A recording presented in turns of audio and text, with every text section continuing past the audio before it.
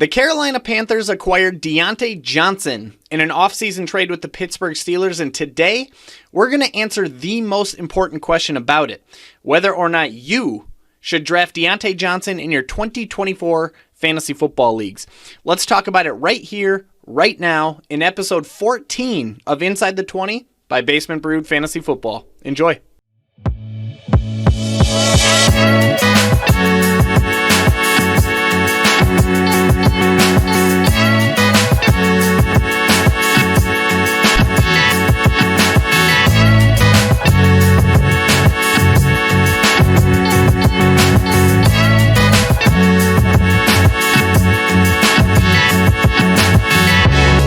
So the Pittsburgh Steelers traded away Diontae Johnson plus a 7th-round draft pick over to the Carolina Panthers in exchange for Diontae Jackson and a 6th-round draft pick. And by the way, speaking of the NFL draft, you're going to want to hang out till the end of this episode because we're doing an awesome NFL draft contest where you can win an autographed jersey and or helmet courtesy of our sponsors, BS Collectibles. More details on that towards the end of the episode. But today, we are going to answer the biggest, most important question from this trade, and that's whether or not you should draft Diontae Johnson in your 2024 fantasy football draft. So, let's talk about it.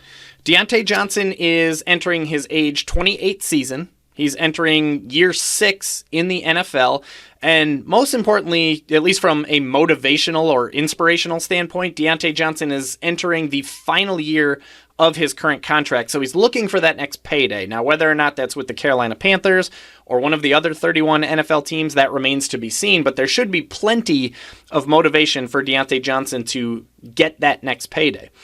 Now, up until this point in his career, it's important to note that Diontae Johnson has been much more of a PPR-specific asset in fantasy football leagues, and he's a lot less easier to stomach in half-point PPR leagues or standard leagues where they don't award any points for catches. Up until this point in his career, Diontae Johnson has just one season over 1,000 yards despite 5 different campaigns in the NFL. In PPR, he has been the wide receiver 28 or better in 3 of 5 seasons, including being the wide receiver 8 in 2021. But then in half-point PPR leagues, Diontae Johnson has been quite a bit more difficult to stomach, where he's finished as the wide receiver 39 or worse in 3 of 5 seasons in the NFL. Now, as always, my research is going to be much more detailed and much more thorough than you're going to be able to find elsewhere. So let's go through year by year through Diontae Johnson's journey in the NFL, including this year, including 2024, and what to expect from him with the Panthers, all the while trying to find the answer to our question, whether or not you should draft Diontae Johnson in 2024 fantasy football drafts, starting with 2019, where Diontae Johnson was the 3rd-round pick from Toledo by the Pittsburgh Steelers. And in that year, in that first season, 2019, Diontae Johnson finished as fantasy's wide receiver 41. Now, on the one hand, obviously that's not anything to write home about, right? Finishing as fantasy's wide receiver 41 means you were giving flex-level production. You weren't winning any weeks in fantasy football. But on the other hand, finishing as a wide receiver 4 or better in fantasy football as a rookie, as a 3rd-round rookie, that's a good start to your career. That's a solid start to an NFL career. Now, to be fair to Diontae Johnson, he was playing in an absolutely miserable Pittsburgh Steelers offense in 2019. Ben Roethlisberger played in just 2 games, leaving the offense to the likes of Mason Rudolph and Devlin Hodges in 2019. That offense finished 27th in scoring, 26th in passing attempts, 31st in passing yards, and 28th in passing touchdowns. Pretty difficult for any wide receiver to do damage in that offense, let alone a 3rd-round rookie.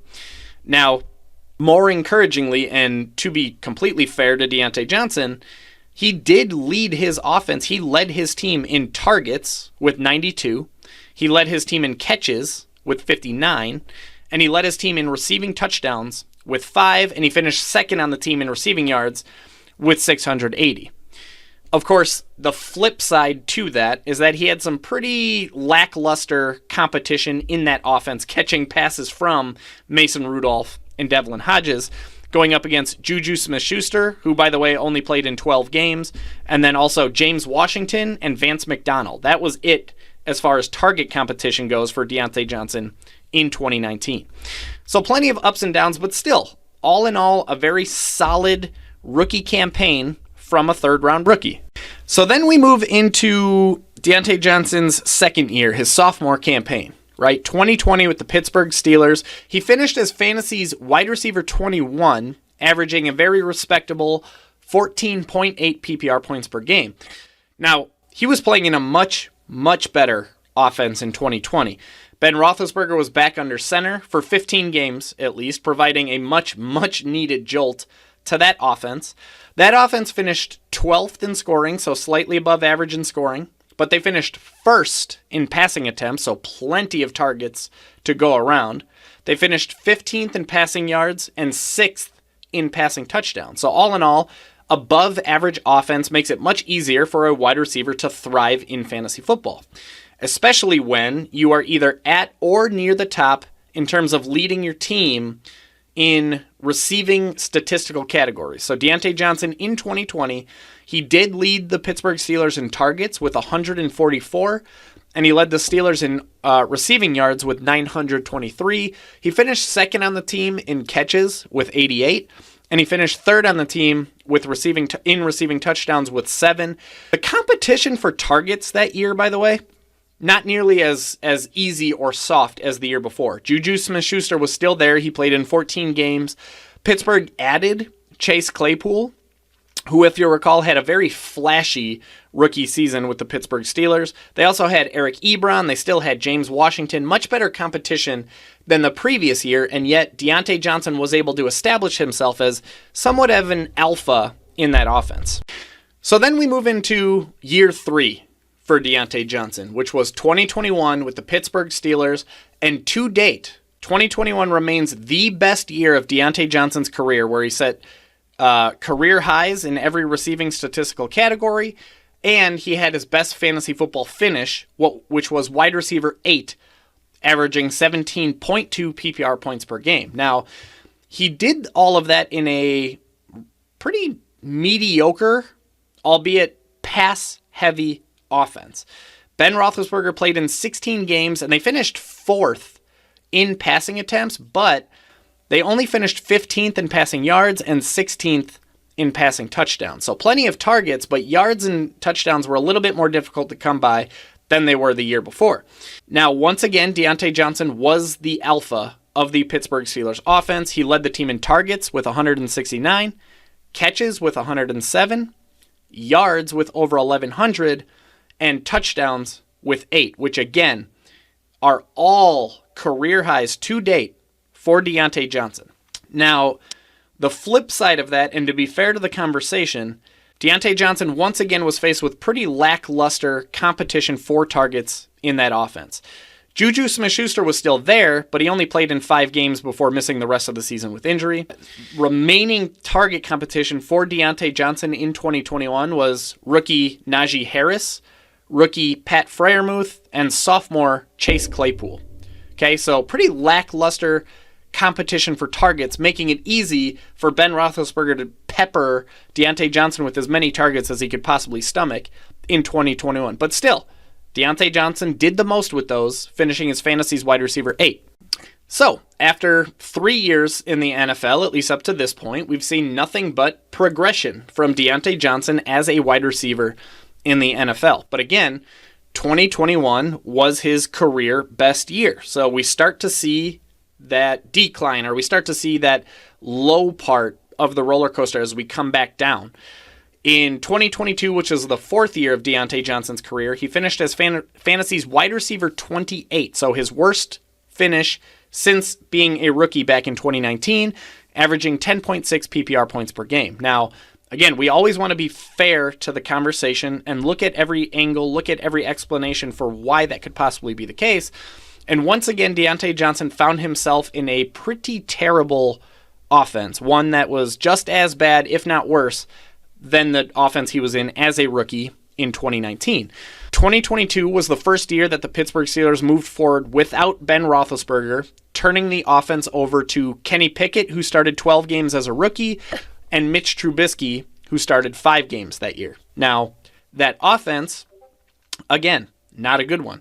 They finished 16th in passing attempts, so right about average, but despite those passing attempts, they finished 24th in passing yards and 32nd in passing touchdowns.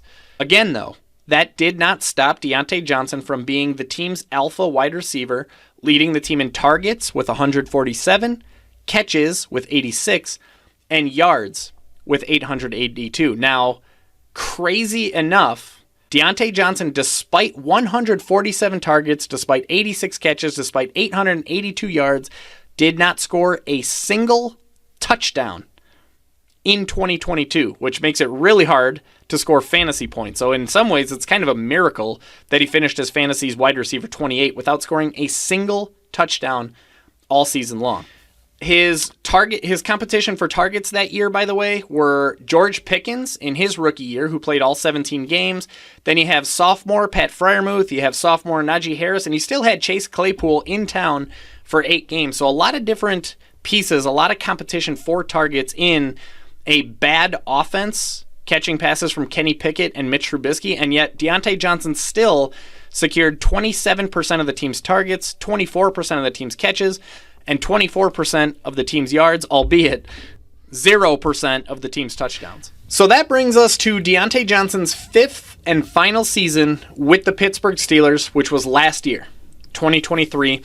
And unfortunately for DJ, it was a continuation of the decline of the roller coaster that's been his career to this point. He finished as fantasy's wide receiver 40, averaging 11.7 PPR points per game. He only played in 13 games as he battled with some nagging injuries. So for the sake of 2023, we are going to look at per game averages as opposed to raw numbers like we usually do. Either way you slice it, he was in a atrocious offense in 2023, arguably the worst offense of his 5-year career. Kenny Pickett started 12 games. Mason Rudolph started 3 games, and Mitch Trubisky started 2 games, and collectively, that offense finished 28th in scoring, 29th in passing attempts, 25th in passing yards, and 30th in passing touchdowns. Really difficult for anybody. Wide receiver, running back, quarterback, tight end, really difficult for anybody to thrive in fantasy football inside that kind of environment. Now, technically speaking, Diontae Johnson did, quote-unquote, lead the team in targets per game at 6.69, nice. Catches per game at 3.92, and touchdowns per game at 0.38. He was second on the team in yards per game at 55.2. Now, his competition for targets, there's not anything particularly noteworthy, good or bad, in terms of his competition for targets in 2023. He did go up against George Pickens, who is now the alpha in Pittsburgh. He's the wide receiver 1 for the Steelers. In fact, he's teed up for the best year of his career. But this isn't an episode about George Pickens. Let's keep it with Diontae Johnson. Beyond Pickens, Diontae Johnson really only went up against Jaylen Warren, who's a running back, Allen Robinson, who hasn't been fantasy relevant for years, Pat Freiermuth, who battled injuries all year, and Najee Harris, who ceded plenty of his receiving opportunity to Jaylen Warren.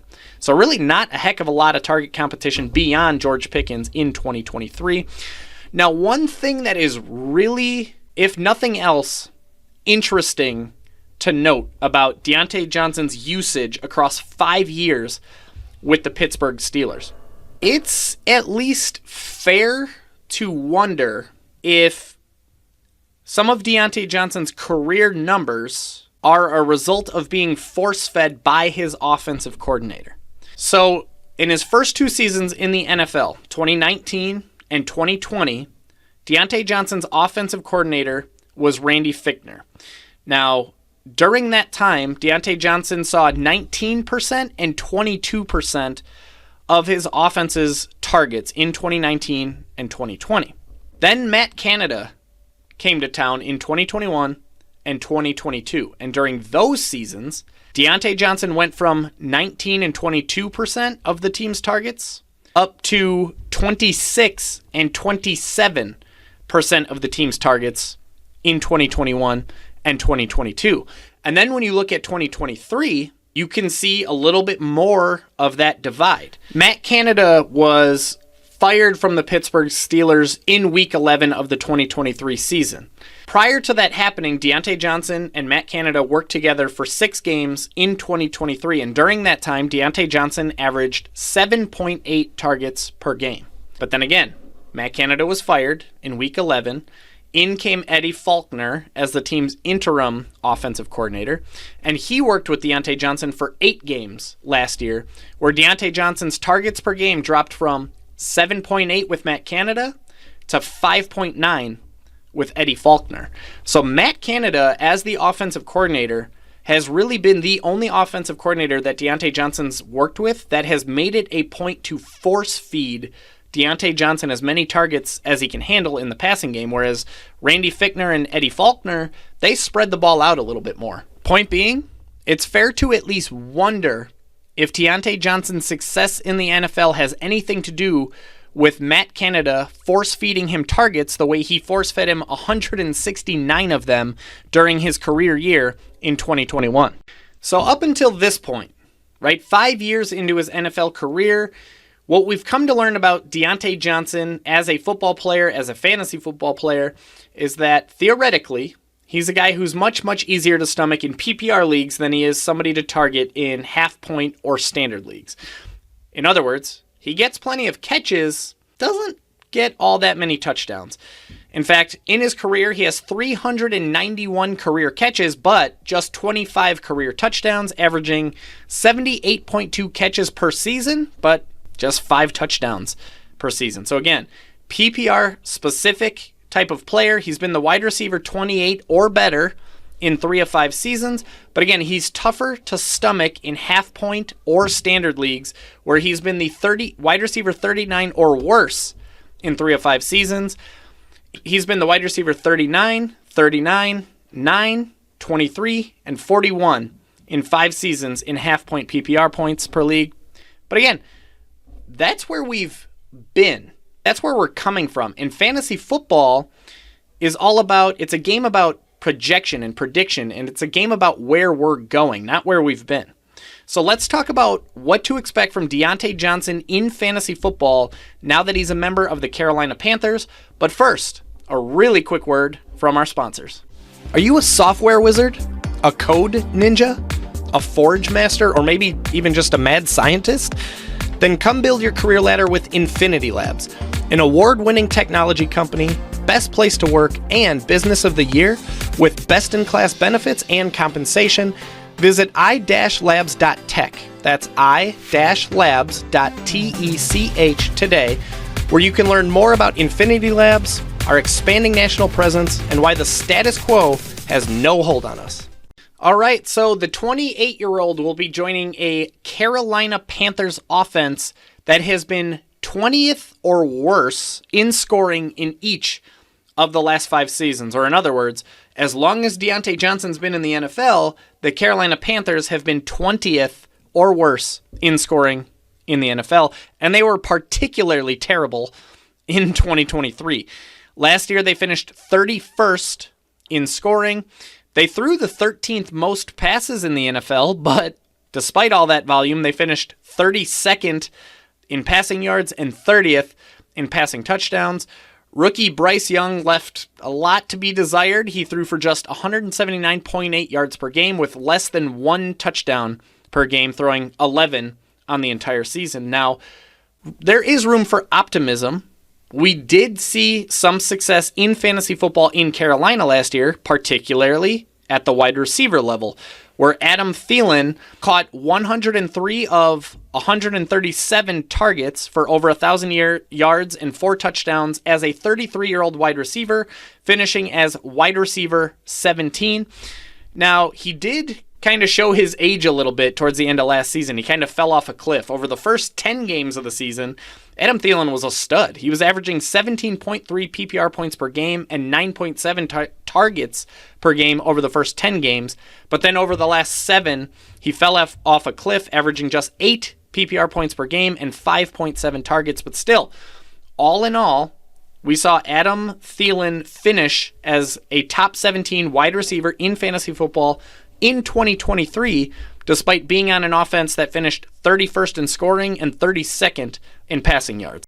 Now, more importantly, and more excitingly, more encouragingly, if you're a Carolina Panthers fan, if you're a fantasy football player, last year's coaching staff is long gone. They've been kicked out the door, and this year's coaching staff, led by Dave Canales, is one I am insanely excited about. In fact, I gushed all about it in episode 3 of Inside the 20. I dug really deep into the research, really deep in the details, and talked about what Dave Canales going to the Carolina Panthers, what that means from a fantasy football standpoint in 2024 and beyond. So if you want all of the details, if you want all the research, it's right here, episode 3 of Inside the 20. But the TLDR and what you need to know for this episode that's about Diontae Johnson is that Dave Canales is an absolute stud in the NFL coaching ranks. He has proven success with every single role that he's been in as a coach in the NFL.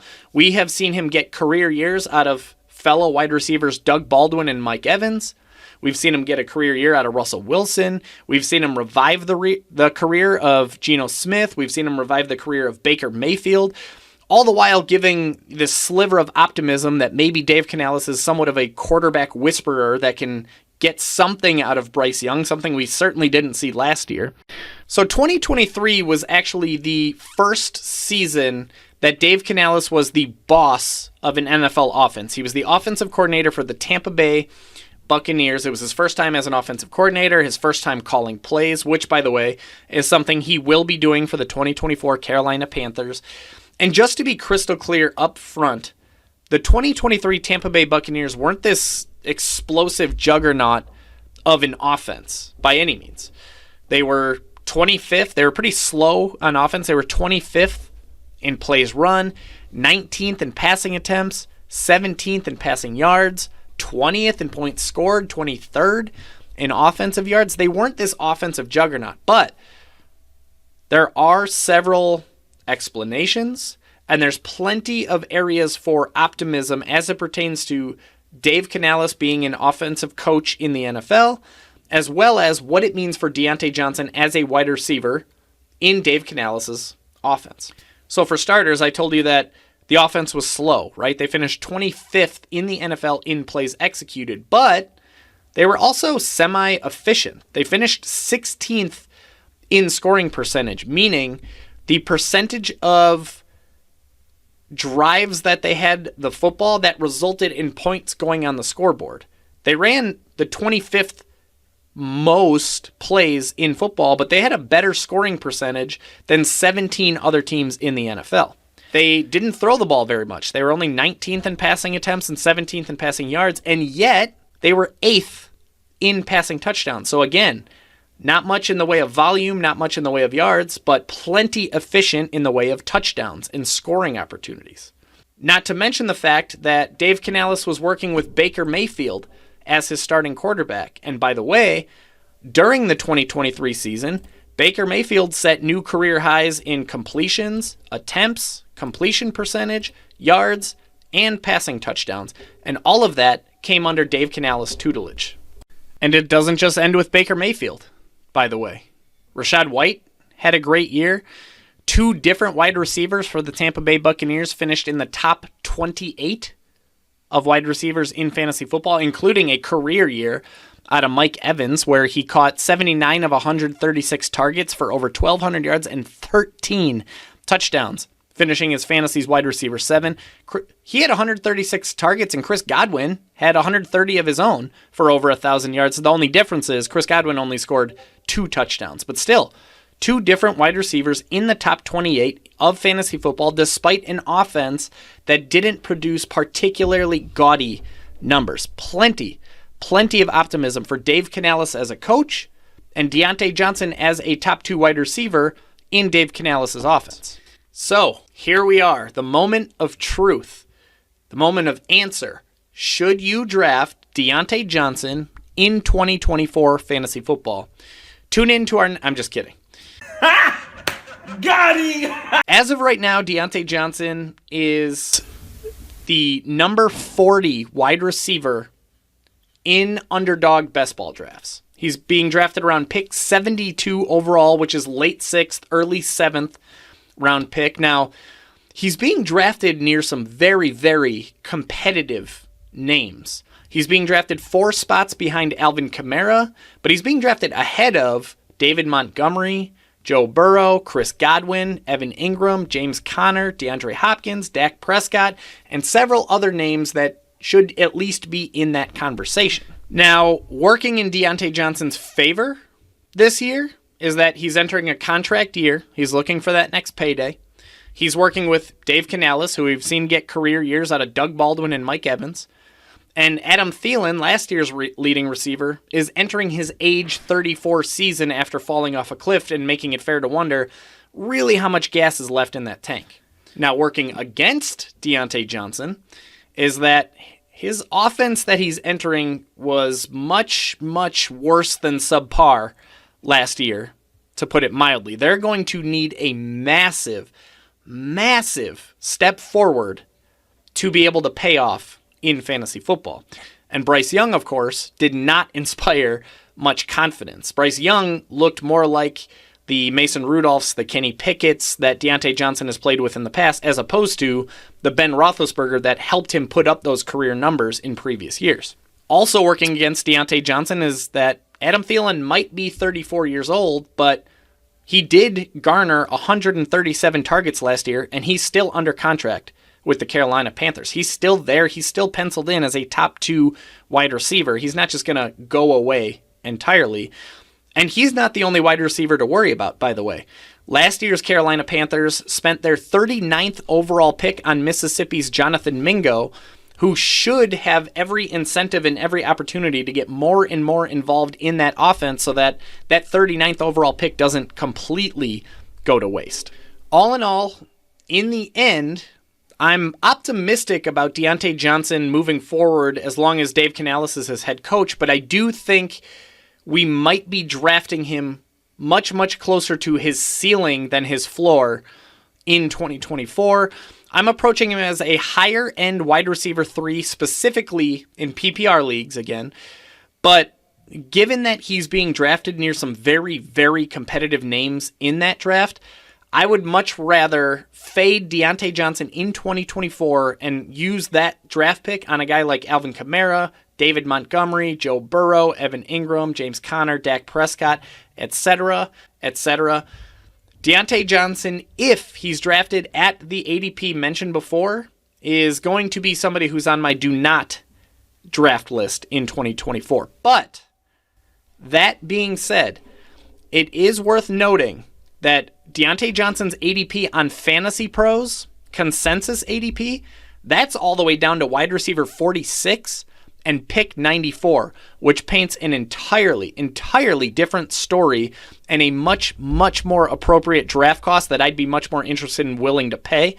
I would 100% take Diontae Johnson around pick 94 over some of the nearby names like Brian Robinson, Jacoby Myers, Jalen Warren, Adonai Mitchell, Javonte Williams, Justin Fields, and more. So if Diontae Johnson is coming around pick 94, I'm in.